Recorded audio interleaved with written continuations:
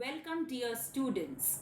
We are now ready to begin with practical problems based on accounts of not-for-profit concerns.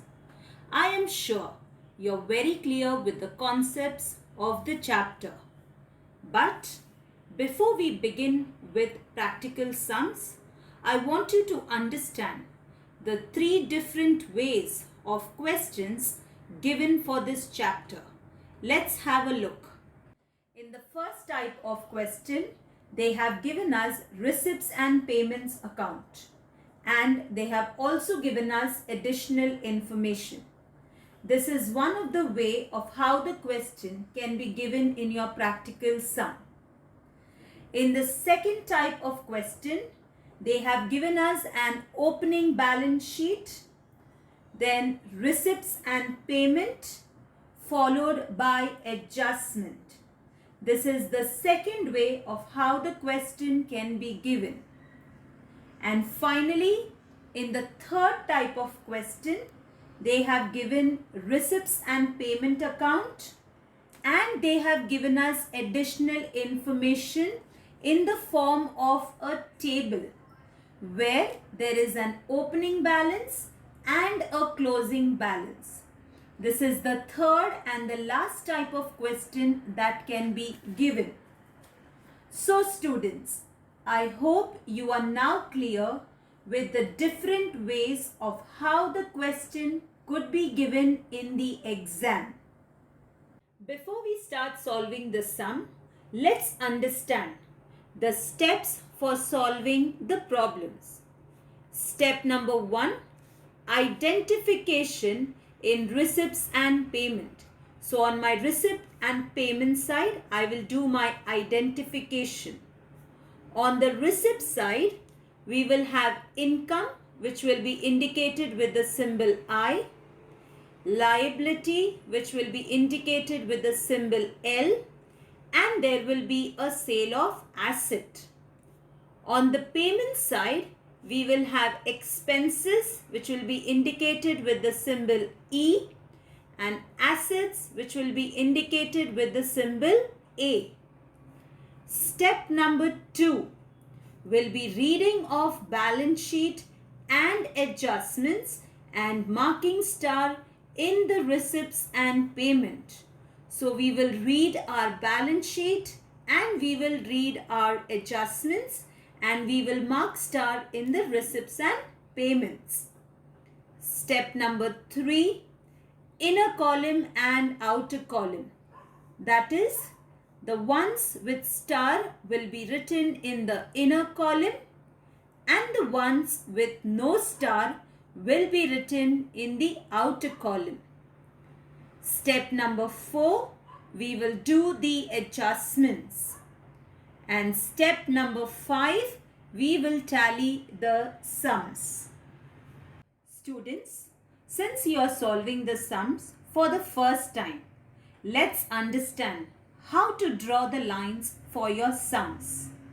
So on the first page, you will give the heading in the books of, and then you will first prepare income and expenditure account for the year ended. Now, since you know income and expenditure account follows nominal account rule, so we will have expenditure on the debit side with to amount column and income on the credit side with to amount column. On the next page, we will prepare balance sheet as on. We will have liability with to amount column and asset with to amount columns. So students, I hope you have understood how to draw your lines for the sums. And with this, we are now ready to begin to solve the practical problem. So let's begin reading question number 8 on page number 119. Jeevan Jyoti Art Circle, a newly established concern, has presented the following information. Receipts and payments account for the year ending 31st March 2018. They have given us receipts and the payments account. So we will begin with step number 1, identification. I hope you remember the symbol. On the receipt side, we will have I for income, L for liability, and we can even have sale of asset on our receipt side. On the payment side, we will indicate E for expenses and A for asset. So students, let's begin step number 1, identification. Admission fees is an income. Subscription is an income. Donation is general. It's not given for a reason. So it indicates income. Let's move on to our payment side. Furniture is an asset. Stationery, expense. Office rent, expense. Newspapers and periodicals, expense. Telephone expenses, expense. Investments, assets. Balance carried down, that is cash in hand and cash at bank, will indicate asset. With this students, we have completed step number 1, identification. Let's begin with step number 2, reading of adjustments and marking star in the receipts and payment. Adjustment number 1, subscription outstanding for the year was rupees 5,000. We will mark star for subscription. So on my receipt side, I will mark star for subscription. Adjustment number 2, depreciate furniture at the rate of 10% per annum. I will mark star for furniture. So for furniture, I will mark a star. Adjustment number 3, full amount of admission fees and 50% donations are to be capitalized. So I have admission fees and donation. So let's mark star. So I will mark star for admission fees and I will also mark star for donations. With this students, we have read our adjustments and marked the star. We are now ready to solve the sums. But remember, the ones which are marked star will be written in the inner column and the ones with no star will be written in the outer column.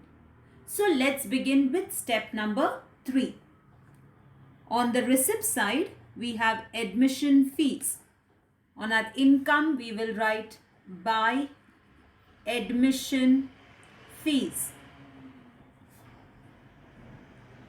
There is a star, so I'll write the amount in the inner column, 22,000. Next is subscription. Again on my income side, I will write by subscription. There is a star. I'll write it in the inner column, 40,000. Next is donations. Again on my income side, I will write by donations. Again there is a star. I'll write it in the inner column, 18,000. With this students, we have completed our receipt side. We will now begin with the payment side. We have furniture, which will be written on my asset. I'll write furniture. There is a star. I'll write it in the inner column, 12,000. Next is stationery. I'll write it on my expense side to stationery. There is no star, outer column. Next, office rent. Again on my expense side, I'll write to office rent. There is no star. I'll write it in the outer column, 2,600. Next is newspapers and periodicals. Again on the expense side, to newspapers and periodicals. There is no star, outer column. Next is telephone expenses. Again on my expenditure side, to telephone expenses, no star, outer column, 560. Next is investments. On the asset side, I will write investments. There is no star, outer column, 23,000. Then I have balance carried down, which will be on my asset side. So I'll write down balance carried down, underline it. Cash in hand, 7,540 in the inner column. Cash at bank, 30,000 in the inner column. The total of it, I'll write it in the outer column, 37,540. With this, students, we have completed our step number 3, inner column and outer column. We are now ready to begin with step number 4, adjustments. Let's begin with the first adjustment. Subscription outstanding for the year was rupees 5,000. Outstanding means add. So let's do our first effect. On my income side, I will write add outstanding 5,000 rupees. 40,000 plus 5,000 will give me 45,000 in the outer column. This is my first effect. My second effect will be on the asset side because it's an outstanding income. So I'll write outstanding subscription. In the outer column, 5,000. Adjustment number 2, depreciate furniture at the rate of 10% per annum. On my asset side, I have furniture. I'll say less dep at the rate of 10%. 12,000, 10% will be 1,200. So 12,000 minus 1,200 will give me 10,800 in the outer column.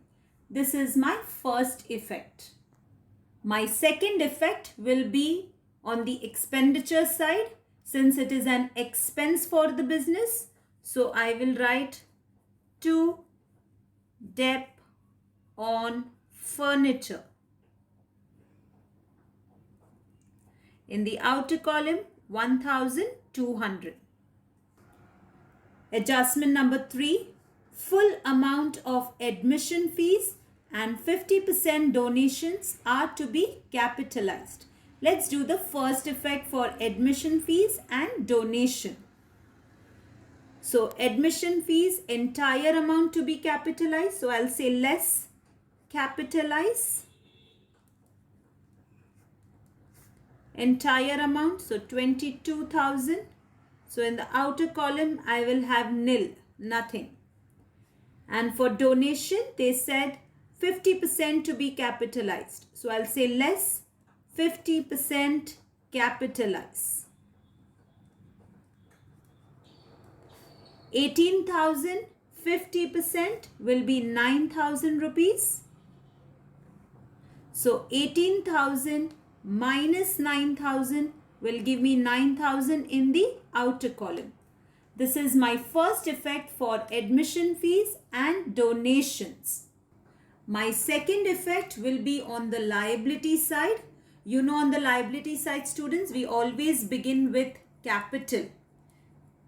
And now we will add our admission fees and our donation to our capital. So I will add admission fees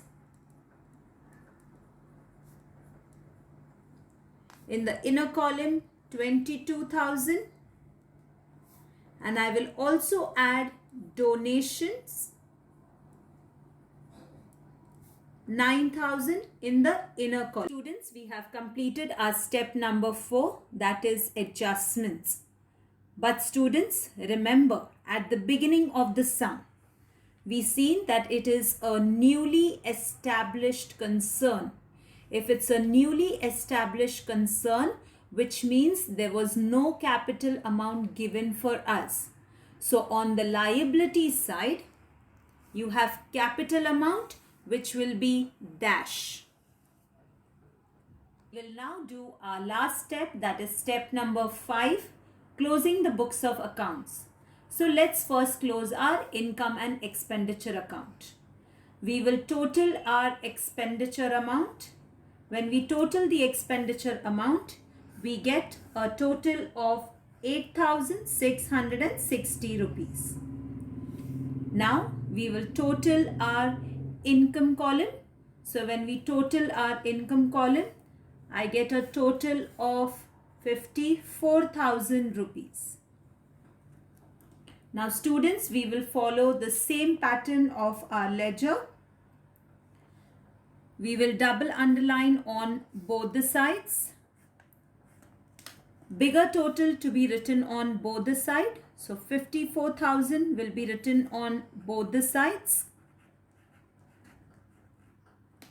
From the bigger total, I will minus the smaller total. So 54,000 minus 8,660. I'll get a balance of 45,340, which will be written on top.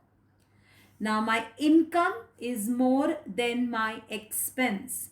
So when income is more than expense, which means your business has a surplus. So we will indicate it as to surplus carried down. In the bracket, we can also write excess of income over expenditure.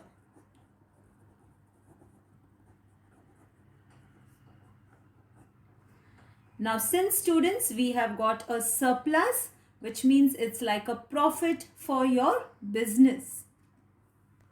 We will now add the surplus to our capital amount. So we will add surplus 45,340. We will now total it up. Since we do not have any capital, it's a newly established firm. Our admission fees, donation and surplus becomes the capital amount. So let's add it. 22,000 plus 9,000 plus 45,340, which will give me a total of 76,340. Now on my liability side, students, I only have that total. So that's the total, 76,340. Now I will total my asset column. So when I total the asset side, I get the same total as my liability, that is 76,340. With this, students, we have tallied our sum, and I hope you have understood sum number 8.